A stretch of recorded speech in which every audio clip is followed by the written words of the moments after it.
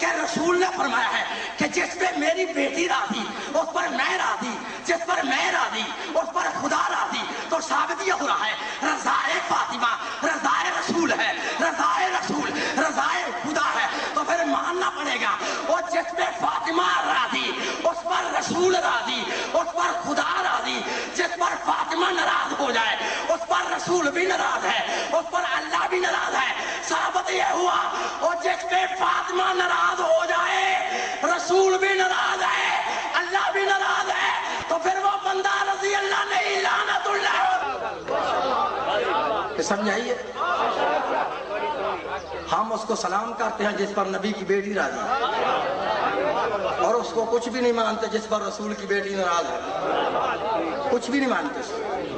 نہیں آئی ہماری تیسری شرط ہوگی ٹی وی اسٹیشن پہ موضوع کو سمیٹ رہا ہوں میری طرف دیکھنے کہ جس کو ابھی تک یقین نہیں آیا کہ قوم شیعہ صحابہ کرام کو نہیں مانتے، ان کو میں چیلنج سے اور دعوت فکر سے یہ جملہ کہہ رہا ہوں، لکھ لو۔ اگر کوئی ڈائری والا لکھنے والا ہے رپورٹر تو ایمانداری سے قوم شیعہ کا عقیدہ صحابہ رسول کے بارے میں لکھ لے کہ وہ شیعہ ہی نہیں لعنتی ہے اور حرام زادہ ہے کہ جو رسول کے وفادار صحابہ کے پاؤں کے خاک کے ذرے کی توہین کرے۔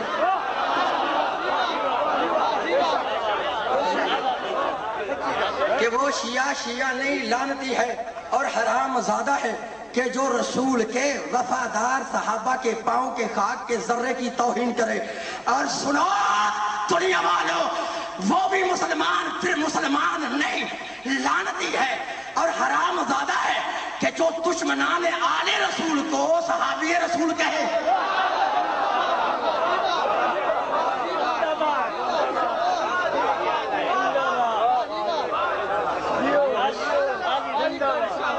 جس کو ابھی تک عقیدے کی سمجھ نہیں آئی، پھر کہہ رہا ہوں کہ وہ شیعہ نہیں حرام زادہ ہے کہ جو نبی کے وفادار صحابہ کے پاؤں کے خاک کے ذرے کی توہین کرے، اور وہ بھی مسلمان پھر مسلمان نہیں لعنتی ہے کہ جو دشمنان آل رسول کو صحابی رسول کہے۔ کیوں؟ پہلے اللہ کے نبی سے پوچھا ہے کہ اولاد رسول کے دشمن کا مقام کیا ہے، اولاد رسول کے دشمن کا انجام کیا ہے؟ کوئی مائی کا لال جو میری کی ہوئی بات کی تردید کر کے مجھے سپریم کورٹ کی عدالت میں بلا کے گولی مارے؟ پہلے نبی سے پوچھو تو صحیح، اولاد رسول کے دشمن کا مقام کیا ہے، اولاد رسول کے دشمن کا انجام کیا ہے؟ اگر تمہاری ان کتابوں میں فرمان رسول نہ ہو تو میں مجرم۔ سن، اولاد رسول کے دشمن کا مقام کیا ہے، اولاد رسول کے دشمن کا انجام کیا ہے؟ سن، اللہ کے نبی نے فرمایا ہے کہ یا علی، کتاب کا نام ہے ارجح المطالب، لکھنے والا ہے ملا عبید اللہ عمر صری اہل سنت۔ پھر کہہ رہا ہوں اگر کتاب میں فرمان رسول نہ ہو تو میرا قتل معاف۔ لکھو، نبی نے فرمایا ہے کہ یا علی لا یحبک الا طاہر الولادہ ولا یبغضک الا خبیث الولادہ، کہ اے علی تیرے ساتھ محبت وہ رکھتا ہے جو حلال زادہ ہے، تیرے ساتھ بغض وہ رکھتا ہے جو حرام زادہ۔ کہ نبی نے فرمایا کہ اے علی تیرے ساتھ بندہ محبت وہ کرتا ہے کہ جو حلال زادہ ہے، اور تیرے ساتھ بغض وہ رکھتا ہے جو حرام۔ ایمان سے بتا، نبی نے فرمایا کیا ہے؟ کدی سمجھا اس جملے کو؟ نبی نے فرمایا صرف دل میں علی کا بغض رکھے، نہ علی کو زبان سے کچھ کہے، علی کو زبان سے کچھ کہے، نہ علی پر ہاتھ سے کوئی وار چلائے۔ توجہ رکھیے گا میرے بھائی، پیغمبر نے کیا فرمایا؟ جو صرف دل میں بغض رکھے، جب اس کے باپ کا پتہ نہیں تو جو علی کے مقابلے میں آئے۔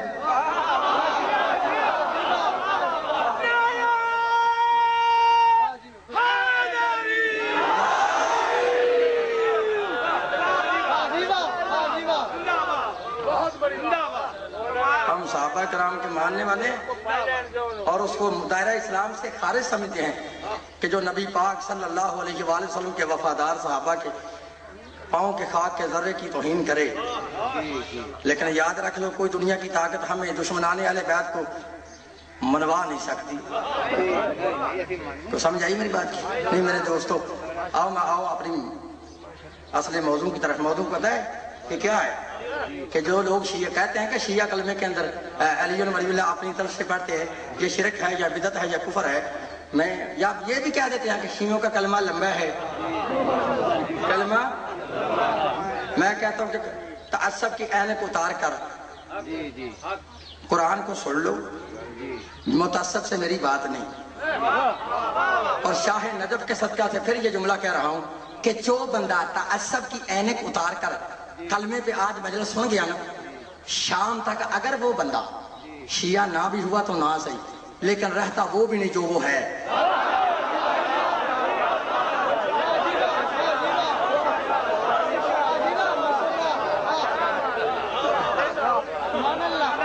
شیعہ سنی دوستو، اب میری مجلس ذرا دین ملا کے سنیے، بات ہے کلمے پر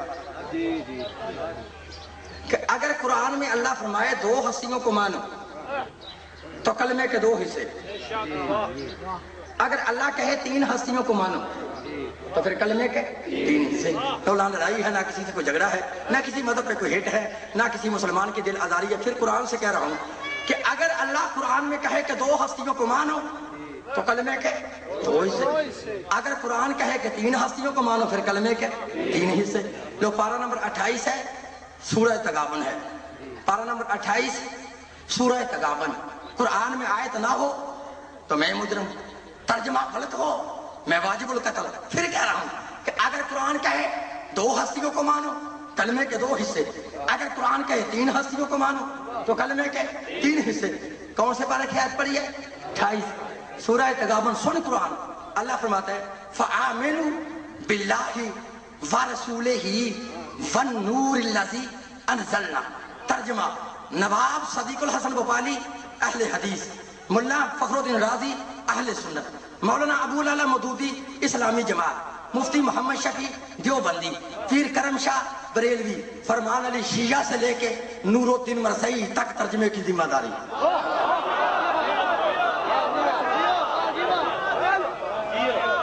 اگر کوئی مائیکل آل کے اس نے آیت کا ترجمہ غلط کیا ہے، مجھے دنیا کی جس عدالت میں دل چاہے بلاؤ، میری سزا ہے موت۔ اگر ہے ترجمہ صحیح تو پھر ذہن میں رکھنا ہے اگر اللہ کہے 3 ہستیوں کو مانو تو کلمے کے 3 حصے، اگر کہے 2 ہستیوں کو مانو تو کلمے کے 2 حصے۔ اب جس کو ترجمہ سمجھ میں آ گیا وہ پوری مجلس سمجھ جائے گا۔ لو سنو قرآن، اللہ فرماتا ہے فآمنوا باللہ ورسولہ، پس تم ایمان لاؤ اللہ پہ، ورسولہ اور ایمان لاؤ اس کے رسول پہ، والنور الذی انزلنا اور ایمان لاؤ اس نور پہ کہ جس کو اللہ نے نازل کیا۔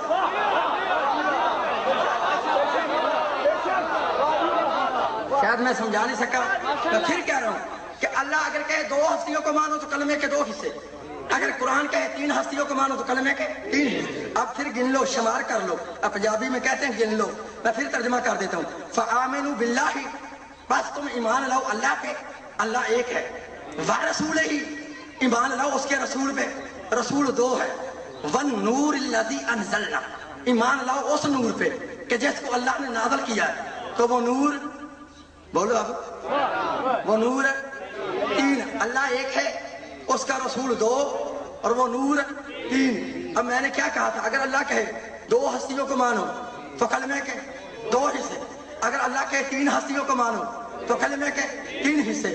اب نہ کوئی لڑائی ہے، پھر کہتا ہوں نہ کوئی جھگڑا ہے۔ اب قرآن کیا کہتا ہے؟ اللہ کو مانو، اس کے رسول کو مانو اور اس نور کو مانو۔ اب کوئی بھی بندہ جب اللہ پہ ہی مان لائے تو کیا پڑھتا ہے؟ لا الہ، ذرا بولنا ہے لا الہ الا اللہ،